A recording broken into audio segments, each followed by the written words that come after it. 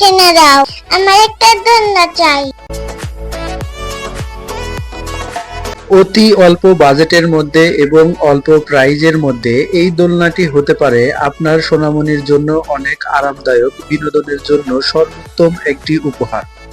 আমাদের এই দোলনাটি তৈরি করা হয়েছে শক্ত লোহার রড দিয়ে এবং নরম কোমল কটন সুতা দিয়ে। দোলনাটির ওজন ধারণ ক্ষমতা মিনিমাম 60 কেজি।